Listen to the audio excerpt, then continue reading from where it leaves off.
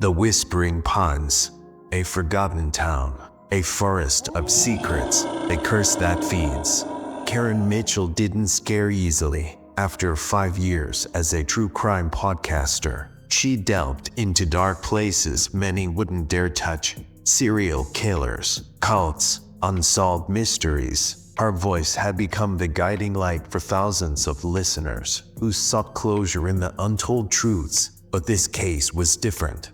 Whispering Pines wasn't just another story. It had a gravity that pulled her in. Something about its hushed whispers that carried across decades. A town in the heart of Maine, surrounded by dense pine forests and buried under an avalanche of silence. 8 people had vanished in 5 years, no suspects, no clues, only fragments of chilling legends passed from one trembling local to another.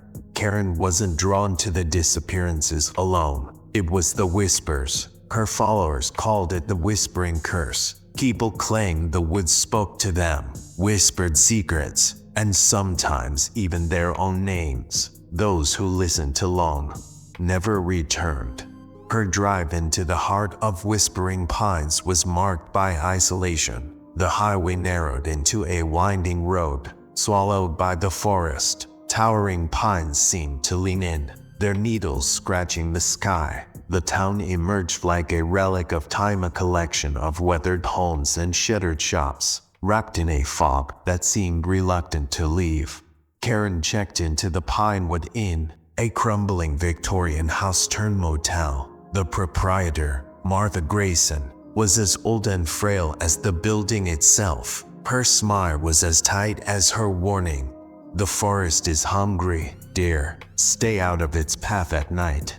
Karen brushed it off. Locals often spoke in riddles, especially in places drenched in superstition. That night, she set up her equipment, recording her thoughts about the eerie quiet of Whispering Pines. It wasn't until she played back her first take that her heart skipped a beat. In the background, beneath her voice, there was something else, a faint, raspy whisper. "Come closer." The next morning, Karen dove into the town's past. Whispering Pines had once been a thriving lumber hub, but the industry dried up, leaving it to decay. The locals were guarded, hesitant to speak to an outsider. An elderly man named Samuel broke the silence. "You don't find the forest, Mayam. It finds you. It doesn't forget those who step into it." Every story she collected added another thread to the growing web of dread. A boy in 1992 who wandered into the woods after hearing his missing dog calling for him. His parents only found his shoes arranged neatly in the clearing. The mysterious 1977 case of 3 hikers who entered the forest and returned a month later, unable to speak. They wrote only one word on paper before they died: alive. Symbols carved into trees, said to be warnings or marks of ownership. Karen spent her days interviewing, scouring old news clippings, and tracing the patterns of the disappearances. She felt the weight of something unseen closing in, but curiosity had her in its grip. Her nights were harder. The whispers grew louder in her recordings, almost conversational. They spoke her name now. "Karen, you're close." Unable to resist, Karen decided to step into the forest herself. Equipped with her recorder, flashlight, and a notebook, she documented every moment. The pines towered like ancient sentinels, their branches intertwined to block out the sky. Minutes turned into hours. The deeper she went, the stranger the air became denser, colder. Karen began seeing things. Shadows flickering where her flashlight didn't reach. Footprints that seemed to follow her, though she was alone. Faces etched into tree bark, warped and crying.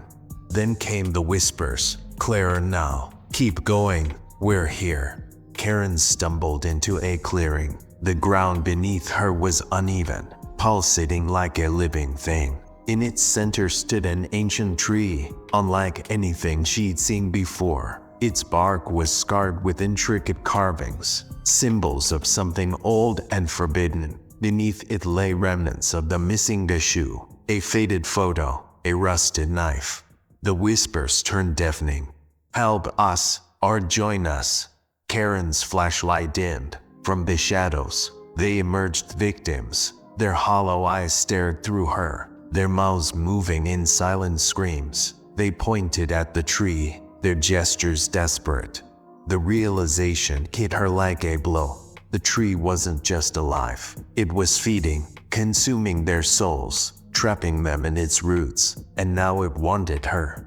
Karen's instinct screamed at her to run, but the forest wouldn't let her leave. The ground beneath her feet twisted, roots sneaking up to grab her ankles. Desperation fueled her as she fumbled for the lighter in her pocket. She remembered the matches Martha had given her, her words echoing, "Fire is the forest's only fear."